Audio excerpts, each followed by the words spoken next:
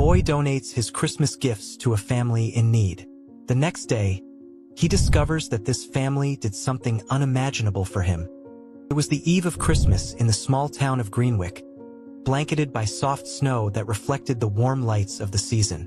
At the heart of this quiet town stood a modest two-bedroom house, where 12-year-old Ethan Parker was preparing for a holiday like no other. For weeks, Ethan had saved his allowance, carefully choosing the perfect Christmas presents for his small family. His mother Sarah, who worked tirelessly as a nurse, and his little sister Lily, just 7 years old and full of wonder about the world. The family didn't have much, but the magic of the season made their small traditions feel rich. This year, Ethan had something extra planned. He'd overheard his mother mention the struggling Baker family, newcomers who had recently lost their home to a fire. Mr. Baker worked as a handyman but had little to give his 3 children. Though the Bakers were strangers, Ethan felt compelled to help. Late that night, after wrapping his gifts, Ethan snuck into the living room and carefully packed a second set of presents he'd secretly bought. Small toys, some candies, and a scarf he'd knitted in his school's craft class. Quietly, he wrote a note for the Bakers. "Merry Christmas from someone who cares." The next morning, with the gifts tucked under his arm, Ethan trudged through the snow to the Bakers' temporary shelter, a small, drafty cabin on the edge of town. He left the bundle on their porch, rang the bell, and darted behind a tree to watch their reaction. When Mrs. Baker opened the door, her eyes widened, and she called her children. They rushed out, their laughter piercing the cold air as they unwrapped the surprises. Ethan watched them, his heart full, before turning back home, unnoticed. What Ethan didn't know was that this single act of kindness was about to change his life. That evening, the Parkers gathered in their cozy living room. Ethan felt a quiet pride as his family opened their gifts. Lily's delighted squeals over her new doll filled the air, and his mother's tearful hug after unwrapping the handmade bracelet from him made his heart swell. After dinner, they sat around the fireplace, sipping hot cocoa, when a sudden knock interrupted the moment. Surprised, Sarah opened the door to find Mr. Baker standing there, holding a snow-dusted envelope. We found this," he began, his voice trembling. "You don't know what this meant to us, but that's not why I'm here. I need you to see something." The Parkers bundled up and followed Mr. Baker through the frosty night to the outskirts of town. They stopped before the Bakers' small cabin, where the family was gathered outside, their faces radiant with joy and disbelief. "What's going on?" Ethan whispered to his mother. Mr. Baker handed Ethan the envelope, urging him to open it. Inside was a handwritten note on old parchment, its ink delicate but clear. "Kindness, when given freely, has a way of circling back. Step inside for a gift from the past." Confused but curious, the Parkers entered the Baker's cabin. There, in the dim light, stood an antique chest, its surface etched with intricate carvings of stars and vines. "This chest wasn't here before," Mrs. Baker explained. "It appeared after we opened the gifts this morning." Ethan hesitated, then approached the chest and lifted its lid. Inside, he found a stack of vintage coins, each stamped with an unfamiliar emblem, and a folded piece of paper that simply read, "For those who need a miracle, share it wisely." The family stared in stunned silence, the weight of the chest's mysterious contents sinking in. Whatever had brought it here, and for whatever reason, Ethan's simple gesture had set it all in motion. And this was only the beginning. Entendido, vu continuar a historia. The chest seemed to radiate an aura of warmth and mystery, its glow filling the small cabin with an almost magical presence. Ethan stood frozen, staring at the vintage coins and the note. His mind raced with questions. Where had this chest come from? Who had sent it? And most importantly, why now? Mrs. Baker broke the silence first. "Ethan," she said softly, "did you have anything to do with this?" His face flushed as all eyes turned to him. He hesitated, then nodded. I left the gifts on your porch. I just wanted to help." Mrs. Baker's eyes filled with tears. "You did more than help, sweetheart. You brought us hope when we had none. But this," she gestured to the chest, "this is something else entirely." Mr. Baker picked up one of the coins, examining it closely. "These don't look like anything I've ever seen," he murmured. "They could be valuable or maybe just old curiosities. Either way, it's strange." Ethan's mother, Sarah, stepped forward. "Whatever this is, we can't ignore it. Maybe it's a sign we're meant to use it to make things right." The Bakers exchanged glances. The children, wide-eyed and curious, began to whisper excitedly among themselves. "We should find out what these coins are," Mr. Baker said, his voice firm, "and where they came from. But for now, let's focus on the blessings we've been given." Back at the Parkers' house that evening, Ethan couldn't sleep. The events of the day replayed in his mind. The joy on the Bakers' faces, the mysterious chest, and the strange note inside. He felt a deep connection to it all, as if he were meant to understand its meaning. The next morning, Ethan was surprised to find his mother already up, sipping coffee and flipping through a local history book. "I've seen something like those coins before," she said, motioning for Ethan to sit. "There's an old story about a treasure buried in Greenwick over a century ago. They say it was left behind by a family who fled the town during hard times." "What happened to them?" Ethan asked. "They were never found. But the story goes that the treasure wasn't meant for just anyone. It was meant to appear to those who truly needed it." Ethan's heart raced. Could the chest be connected to this legend? Was it really some kind of magical intervention? He decided to visit the library after breakfast to dig deeper.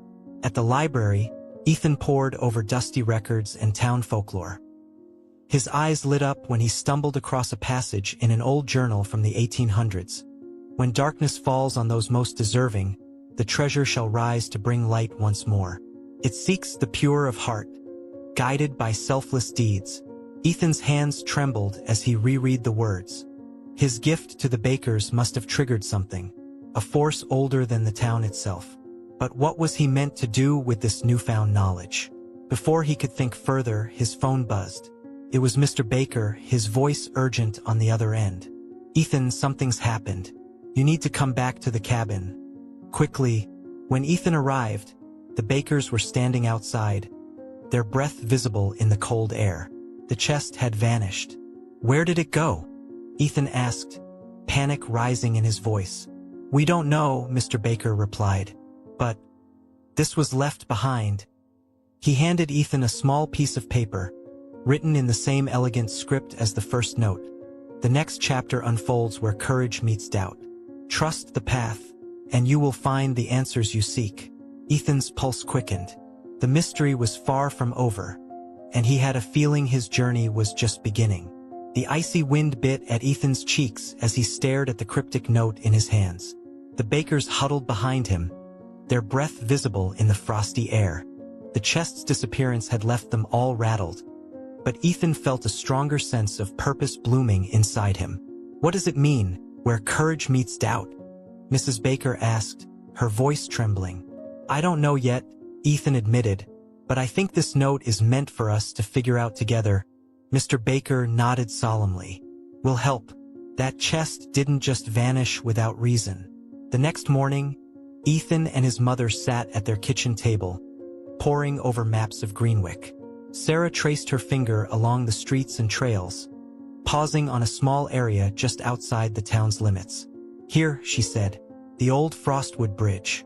It's been abandoned for years, but it used to be where people gathered to make tough decisions. Crossing it meant leaving Greenwick behind for good." Ethan's heart skipped a beat. The words of the note echoed in his mind. Could this be where courage met doubt? "We should check it out," Ethan said, determination flashing in his eyes. Ethan, Sarah, and Mr. Baker bundled up and trudged through the snow-covered forest. The path was narrow and winding, the silence broken only by the crunch of their boots. They reached the Frostwood Bridge by midday, its rickety wooden planks blanketed in snow. It stretched across a narrow ravine, the icy stream below glistening in the weak sunlight. "Now what?" Mr. Baker asked, scanning the area. Ethan stepped cautiously onto the bridge. His breath came in short puffs as he moved, each creak of the planks beneath him making his heart pound.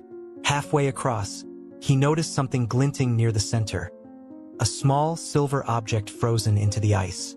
"Look," he called out, kneeling to examine it. It was a key, old and ornate, its design matching the carvings on the mysterious chest. "What's that for?" Sarah asked, her voice wary. Ethan picked it up, the chill biting at his fingers. "I think it's our next clue." Back at the Parkers' house, they cleaned the key and examined it closely. Engraved along its edge were the words, "To unlock what's hidden, follow the light of what's been given." Ethan felt a chill unrelated to the weather. "The light of what's been given," he murmured. "Do you think it means the gifts I gave the bakers?" Sarah frowned. "Maybe, but there's something else about this. What's hidden sounds like there's more to discover." Ethan paced the room, the key clutched tightly in his hand. His mind raced, piecing together fragments of the puzzle. Suddenly, he stopped. "The church," he exclaimed. "They light candles for special prayers. Like a beacon for hope." "That's where we'll go," Mr. Baker said, his voice resolute. The trio arrived at St. Andrew's Church just as the sun dipped below the horizon. The sanctuary was quiet, the flickering glow of candles casting long shadows on the stone walls. Father Alden greeted them warmly. "What brings you out tonight?" he asked. Ethan hesitated, then explained the events of the past 2 days, careful to frame the story as a mystery rather than a miracle. The priest listened intently, his brows furrowing. "A chest with coins, a key, and a note," Father Alden mused. "That does remind me of something. Follow me." He led them to a corner of the church, where a dusty cabinet stood. Pulling out a worn leather journal, he flipped through its pages until he stopped on a sketch of a chest, nearly identical to the one Ethan had found. This chest was said to belong to the Bennett family, Father Alden explained. They were caretakers of the church generations ago, known for their generosity. Legend has it they left behind a treasure meant to inspire kindness and bring hope to those who found it. Ethan's mind reeled. "But why now? Why us?" Father Alden smiled gently. "Perhaps the answer lies in your actions. Generosity has a way of unearthing what's buried, both in others and in ourselves." Before they could respond, a faint hum filled the air. The candles flickered, their flames leaning toward the altar. Ethan's gaze followed the light, and there, near the base of the altar, a small recess caught his eye. He knelt to inspect it and discovered a hidden compartment. Inside was a weathered map. The map marked an area deep in the woods beyond Greenwick. Ethan felt a mix of excitement and apprehension. The path was becoming clearer, but the stakes were rising. What lay ahead was still unknown, but one thing was certain: the journey was far from over. The map, old and fragile, smelled faintly of aged parchment. Ethan spread it carefully across the kitchen table at home, its markings illuminated by the soft glow of a lamp. The intricate drawings showed the forest surrounding Greenwick, with a red X marked deep within a shaded area labeled the Hollow Glen. "That's miles from town," Sarah said, peering over Ethan's shoulder. "Those woods are dense, and the snow will make it even harder to navigate." Ethan's resolve didn't waver. "We have to go," he insisted. "If this map is tied to the chest, it could hold the answers we're looking for." Sarah exchanged a glance with Mr. Baker, who nodded. "I'll come with you. We'll leave at first light. By dawn." The group, Ethan, Sarah, and Mr. Baker, set off. They wore heavy coats and sturdy boots, carrying backpacks loaded with supplies. The map served as their guide, leading them through winding paths and snow-laden trees. The forest was eerily silent, save for the occasional caw of a raven or the distant creak of branches weighed down by snow. Hours passed before they reached the edge of the Hollow Glen. The air here felt different, colder, heavier, as if the woods were holding their breath. Ethan unfolded the map again, his fingers stiff from the chill. "The X is just ahead," he said, his voice barely above a whisper.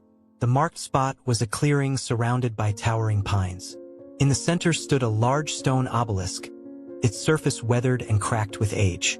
Carved into its base were symbols that matched the engravings on the chest and the key. "This has to be it," Ethan said, stepping closer.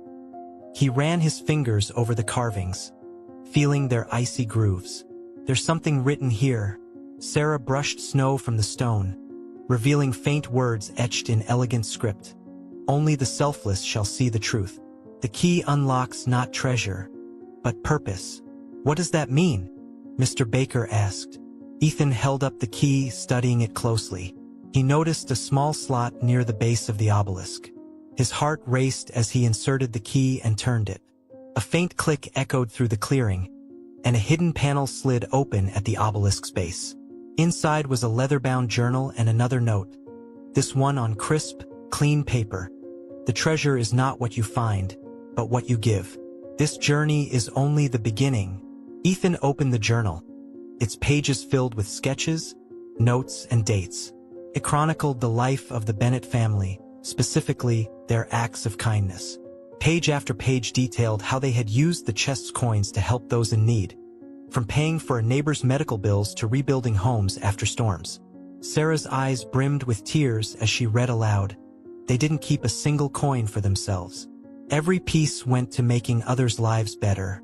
Ethan turned to the last entry, dated over a century ago. If you are reading this, the chest has chosen you. Continue its legacy. Share its light. In giving, you will find all you need. The group was silent as the weight of the message sank in. This wasn't just about solving a mystery. It was about carrying forward a mission of selflessness and hope. But how? Ethan asked, his voice wavering. The chest disappeared. What are we supposed to do now? Maybe it's not about the chest anymore, Sarah said gently. Maybe it's about what we can do, what you've already started by helping the Bakers. Mr. Baker placed a hand on Ethan's shoulder. You've inspired us, Ethan. We'll figure this out together.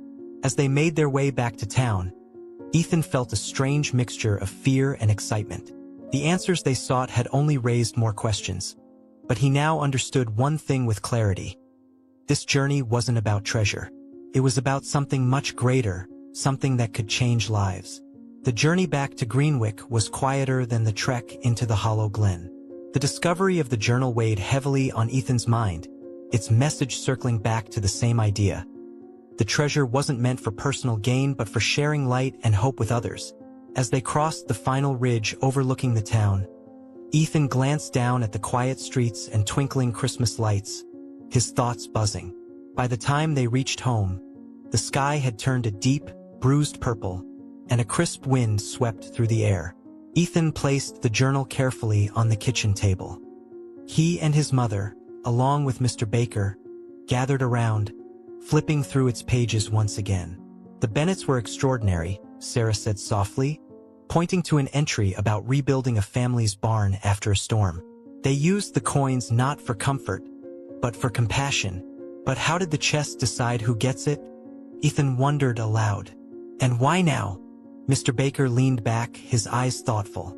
Maybe it appears when the world needs a reminder that generosity still exists. Someone like you showed the kind of heart it takes to be worthy. The next morning, Ethan awoke to the sound of his sister Lily playing with her doll in the living room. For a moment, he watched her, her laughter filling the air with joy. Then his gaze drifted to the journal, which still sat on the table, and a new thought took root in his mind. What if the chest hadn't vanished? What if it was simply waiting for him to take the next step? Mom! Ethan called as he hurried into the room. We need to visit Father Alden again. At the church, Father Alden greeted them warmly, though a flicker of curiosity crossed his face as Ethan set the journal before him. After a quick explanation of their trip to the hollow glen, the priest's expression grew serious. I've heard whispers about the Bennett legacy, he said. Some say the chest holds magic, others say it's a test. But one thing's clear, it always finds those who have the courage to do what's right. Father Alden paused, then motioned for Ethan to follow him to the back of the church. There, among the wooden pews and old hymnals, stood a tall stained glass window. Its vibrant colors depicted a family surrounded by radiant beams of light. This was donated by the Bennetts themselves, the priest explained. They believed light was a symbol of hope and guidance. Perhaps the key isn't just literal. It's also a reminder to guide others through dark times. Ethan stared at the window, its colors dancing under the winter sunlight. A realization struck him like a lightning bolt. The note said to follow the light of what's been given. Maybe the answer isn't in the past. It's in the present. Energized by the thought, Ethan left the church and began brainstorming ways to embody the journal's message. He thought of the Bakers, who were still struggling despite their temporary shelter, and of other families in town who could use a hand during the holidays. That afternoon, he and his mom went door to door in Greenwick, gathering donations. Blankets, food, toys, everything they could spare. By evening, they had filled their living room with boxes of supplies. "Are you sure this will be enough?" Ethan asked, his hands dusted with flour from helping bake extra loaves of bread. Sarah smiled warmly. "It's not about how much, Ethan. It's about showing people they're not alone." On Christmas Eve, Ethan and his family, joined by the Bakers, loaded a sled with the donations and made their way through the town. They visited homes and shelters, delivering gifts to anyone in need. The townspeople were hesitant at first, but the joy and gratitude that followed each gesture were undeniable. As they made their final stop, a warm glow began to build in Ethan's chest. He looked up at the starry sky, feeling a sense of peace he hadn't experienced before. But the night wasn't over yet.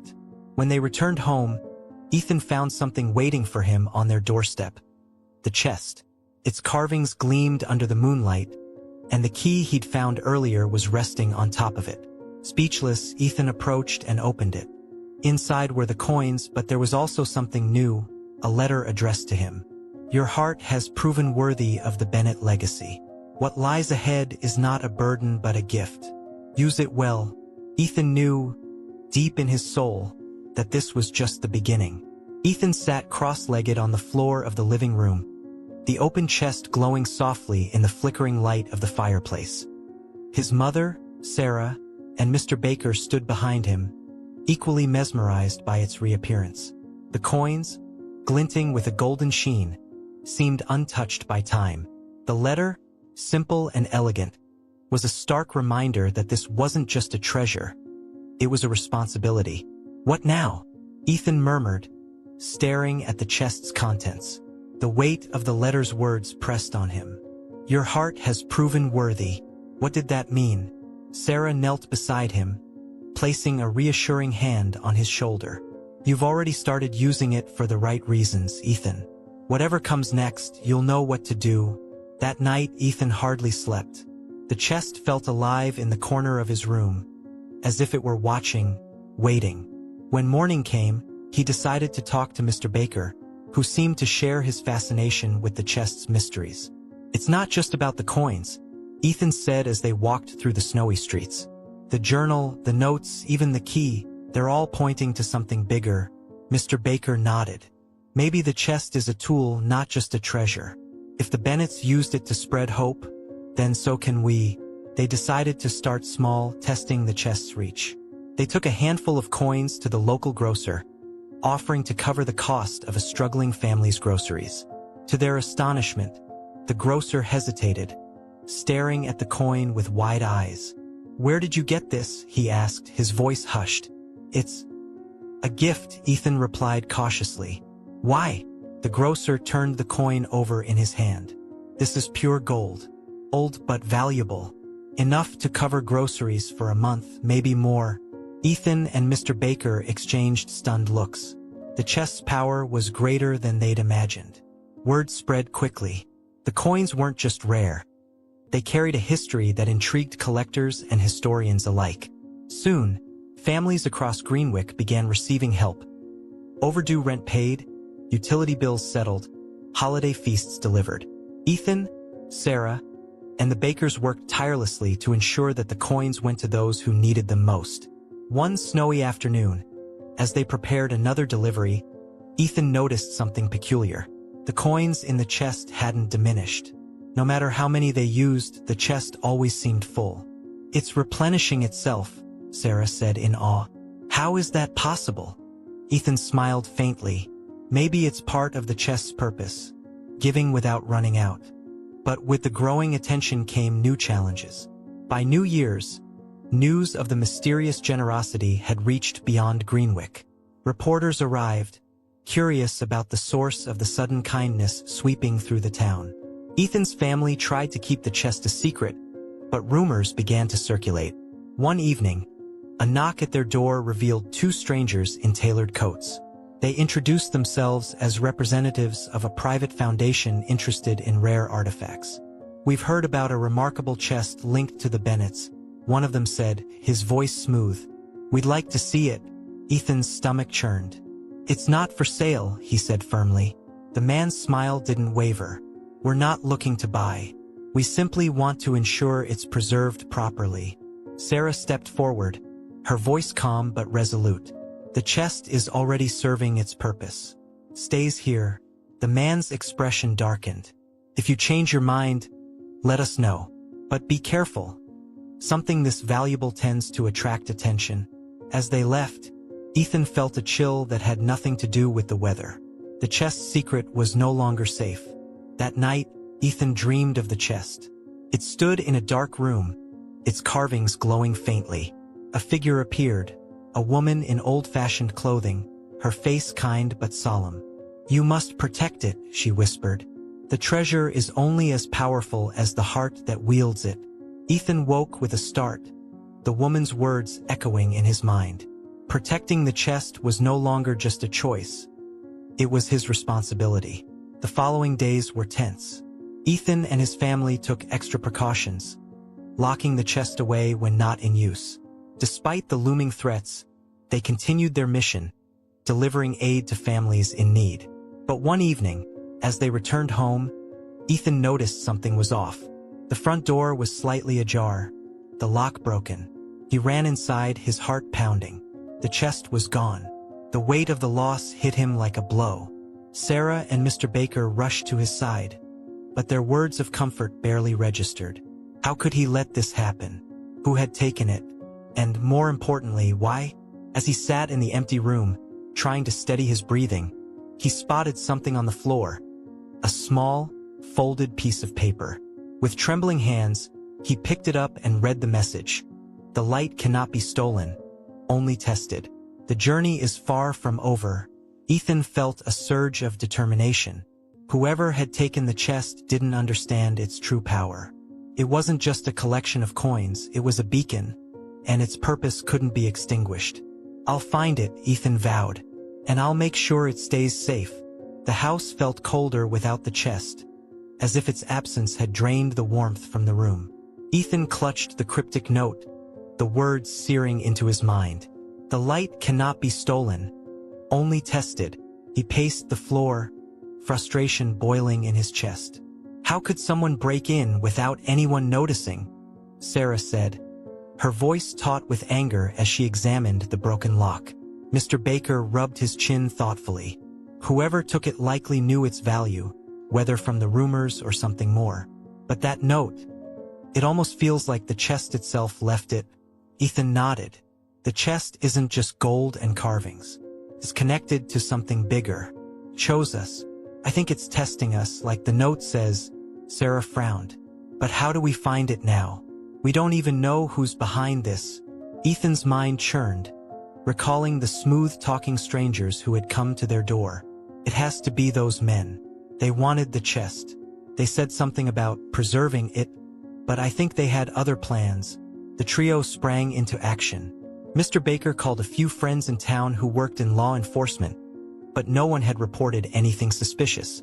Sarah drove to the local inn, where visitors often stayed, and asked if anyone had checked out in a hurry.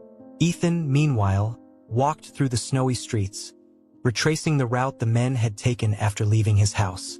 His steps led him to the edge of town, near the train station. He scanned the platform and spotted a custodian sweeping the snow.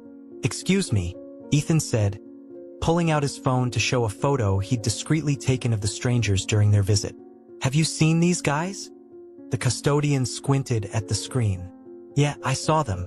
They were on the early train heading north this morning. They were carrying something heavy between them. A box? Maybe?" Ethan's heart raced. "Do you know where the train was going?" "Nearest stop is in Glenwick City, but from there they could go anywhere." By evening, Ethan was back home, recounting the custodian's story to Sarah and Mr. Baker. The adults exchanged worried glances. "Glenwick is a big place," Mr. Baker said. "If they disappear into the city, we may never find them." Ethan's gaze hardened. "We'll find them. They won't understand the chest the way we do. They'll mess up." The next morning, Sarah borrowed a friend's car, and the three of them set off for Glenwick City. The sprawling urban landscape was a stark contrast to Greenwick's quiet charm. Skyscrapers pierced the sky, and bustling crowds filled the streets. Ethan felt a pang of doubt as they drove through the maze of avenues. "How are we supposed to track them down here?" Sarah muttered, her knuckles white on the steering wheel. Ethan stayed quiet, his thoughts racing. Then he remembered the chest's unshakable connection to him. It had chosen him, appeared to him. Maybe it would leave a trail. Their first stop was the Glenwick Historical Society, a small museum nestled between towering office buildings. If the chest's value was historical, perhaps the strangers had brought it here to validate its worth.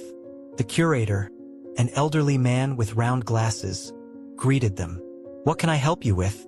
Ethan described the chest and the coins, leaving out its mysterious abilities.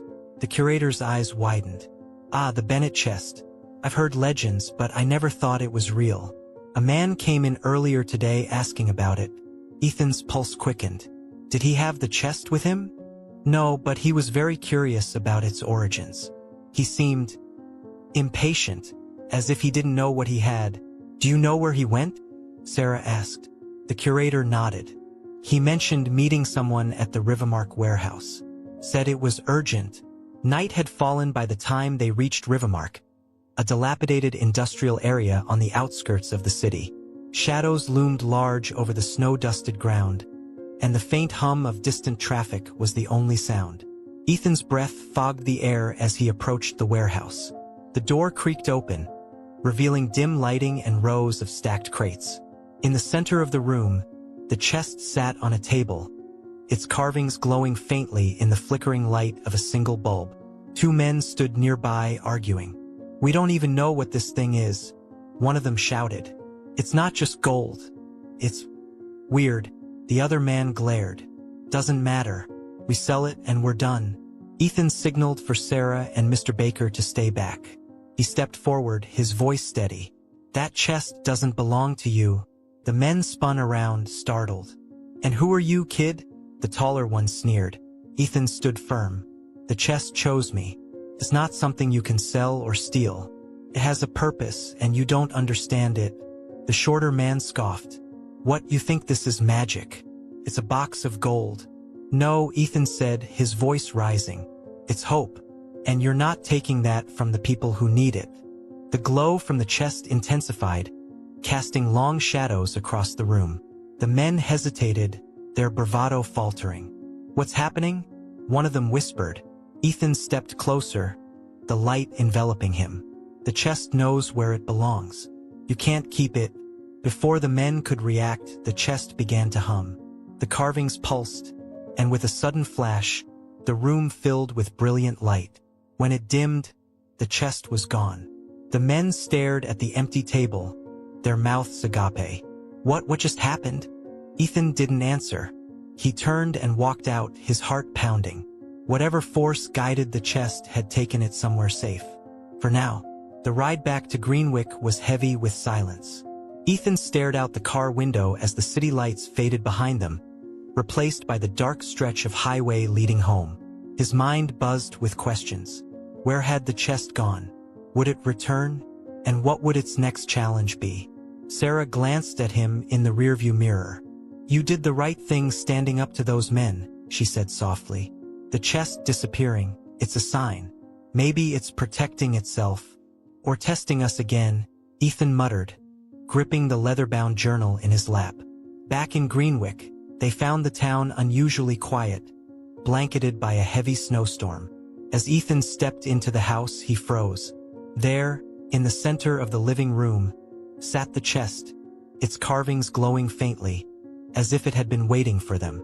Mr. Baker let out a low whistle. "It's back." Ethan approached cautiously, the hairs on his neck standing on end. The chest looked unchanged, but a folded piece of paper rested atop it. He picked it up and read aloud. "The final gift is not gold, but a choice. Will you protect the light, even when it dims?" "What does that mean?" Sarah asked, frowning. "I think," Ethan paused, his voice trembling, "I think the chest is asking us to take action, not just to give, but to fight for the hope it represents." The next day, Ethan called a meeting at the town square. Word spread quickly, and soon families, neighbors, and friends gathered in the cold, curious about what he had to say. Ethan stood on the steps of the old town hall, clutching the journal. "We all know the story of the chest," he began, his breath visible in the frosty air. "It's not about treasure or riches. It's about helping one another. This town has always been about community. But somewhere along the way, we started looking out for ourselves instead of each other." Murmurs rippled through the crowd, and Ethan felt a pang of doubt. He swallowed hard and pressed on. "The chest came back to remind us what we can do when we come together. We can fix this. We can make Greenwick a place where no one has to struggle alone." A voice called out from the crowd. "But how, Ethan? We can't just rely on a magical chest." "You're right," Ethan replied, his voice steady. "The chest is just a symbol. The real magic is what we do with its message." Inspired by Ethan's words, the town sprang into action. Volunteers organized food drives, repaired old houses, and offered free childcare for families in need. The chest's coins funded repairs for the local school and paid medical bills for elderly residents. As each act of kindness spread, the town seemed to come alive again, its spirit of togetherness stronger than ever. But not everyone was convinced. One evening, as Ethan and Sarah delivered supplies to the bakers, a knock sounded at their door. Ethan opened it to find Laura and Edward, the wealthy siblings who had approached them weeks ago. Their expressions were cold, calculating. "We've heard about your little crusade," Laura said, her voice dripping with disdain. "But do you really think you can change anything?" Edward stepped forward, smirking. "People always go back to looking out for themselves. What happens when the coins run out?" Ethan met their gaze, his jaw tightening. "If the coins stop, the kindness doesn't have to. We're proving that already," Laura scoffed. "We'll see how long this lasts." The following weeks tested Ethan's resolve. Though the town's efforts flourished, rumors spread that Laura and Edward were secretly buying up struggling properties in Greenwick, exploiting the very people Ethan was trying to help. One night, as Ethan sat at the kitchen table poring over the journal, Sarah placed a hand on his shoulder. "You can't fix everything," she said gently. "Some people will always try to take advantage." "I know," Ethan said, his voice low, "but the chest didn't choose us to give up." On a cold February morning, Ethan woke to find the chest glowing brighter than ever. Inside, along with the usual coins, was a new note. "Hope is not about winning, it's about enduring. Trust the path even when it twists." Ethan's heart swelled with renewed determination. The chest's message was clear. The journey wasn't just about acts of kindness. It was about perseverance. The next challenge loomed, but Ethan was ready.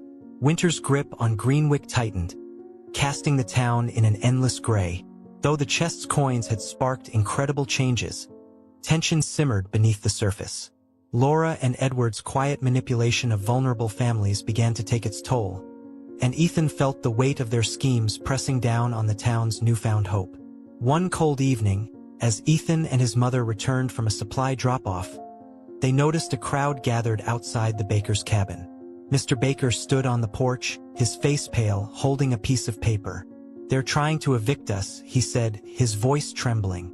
"Laura and Edward bought the property from the original owner and claim we haven't paid rent." "But that's not true," Ethan exclaimed.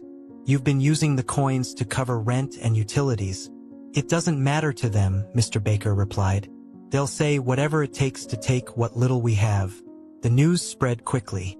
Laura and Edward had quietly acquired several properties around town, pushing out families who couldn't afford to fight back. Fear rippled through Greenwick, threatening to unravel the progress the community had made. Ethan spent the night pacing his room, the journal open on his desk. Every entry spoke of perseverance, of finding strength in the face of impossible odds. But how could they fight back against people like Laura and Edward, who wielded money and power like weapons? As dawn broke, Ethan made a decision. He grabbed the chest's latest note, "Trust the path, even when it twists," and headed for the church. Father Alden listened quietly as Ethan poured out his worries. When the boy finished, the priest folded his hands and spoke softly. "Ethan, the Bennetts didn't just give. They led. They inspired others to stand together against injustice. Perhaps the chest chose you for the same reason." Ethan frowned. "But how can we stop them? They have the law on their side." "Laws are written by people," Father Alden replied. "And people can be moved by courage and truth. You need to show the town that standing together is stronger than standing apart." Ethan rallied the townspeople that evening at the square, standing beneath the glowing lamplight as snow fell softly around them. The Bakers, his mother, and Father Alden stood nearby, lending quiet support. "We've come so far," Ethan began, his voice carrying over the murmurs of the crowd. "This chest has shown us what we can do when we work together. But now, some people want to take that away." He paused, letting his words sink in. "Laura and Edward think they can use their money to divide us, to take what isn't theirs. But Greenwick isn't just a town, it's a community. And if we stand together, we can stop them." From the back of the crowd, Laura's cold voice rang out. "And how do you plan to do that, Ethan?" "With your little treasure box." The crowd parted as she and Edward strode forward, their polished boots crunching in the snow. Ethan met her icy gaze, his hands trembling but his resolve firm. "The chest isn't about money," he said, his voice steady. "It's about hope, and people like you can't destroy that." The crowd erupted in murmurs, a spark of defiance igniting among them. The next morning, the townspeople filed into Greenwick's modest courthouse. Families who had been displaced by Laura and Edward shared their stories, their voices quivering with both fear and determination. Ethan presented the journal, its pages filled with the Bennetts' legacy of compassion, as evidence of what Greenwick could achieve when it stood united. For hours, the room buzzed with heated arguments, but when the dust settled, the judge made a final ruling. The Bakers and other families would keep their homes. Laura and Edward, their schemes exposed, were ordered to relinquish their claims and pay restitution to those they had wronged. The courtroom erupted in cheers, and Ethan felt tears sting his eyes. They had done it. Together, they had protected the light. That evening, as the snow fell softly outside their home, Ethan opened the chest once more. This time, instead of coins, he found a single note. "The greatest treasure is a heart that never gives up." "Well done." Ethan closed the chest, a quiet smile on his face. He didn't know if it would ever return, but he knew its lessons would stay with him and with Greenwick forever. The snowstorm had passed, leaving Greenwick glittering under a pale winter sun. For the first time in weeks, the town felt lighter, as though the fight against Laura and Edward had lifted a weight off everyone's shoulders. Ethan stood in the middle of the square, watching as neighbors chatted, laughed, and helped each other with daily tasks. The air was alive with a renewed sense of unity. Sarah joined him, carrying 2 steaming cups of cocoa. "It's been a long road, hasn't it?" she said, handing him a cup. Ethan nodded. "But we made it. All of us." That evening, the chest sat silently in its usual spot, its carvings no longer glowing. Ethan knew this might be his last chance to understand it fully. He opened it one more time, finding the journal and a single final note. "The light was never in the chest. It was in you. Keep it burning." Ethan closed the lid, his hands lingering on the smooth surface. The chest had taught him that hope wasn't something you could lock away or hoard. It had to be shared, kindled by actions, and passed from one person to another. In the days that followed, the town of Greenwick flourished. Inspired by the chest's legacy, the townspeople worked together to repair neglected homes, support struggling families, and create programs to ensure no one was left behind. The chest's coins were no longer needed. Its spirit had already been planted in the hearts of the community. Ethan became something of a local hero, though he always deflected the credit. "It wasn't just me," he'd say. "It was all of us." The chest, true to its mysterious nature, disappeared one morning. Ethan wasn't surprised. He felt its absence not as a loss, but as a quiet confirmation that its purpose had been fulfilled. Years later, as Ethan walked through the bustling streets of Greenwick, he marveled at how much had changed.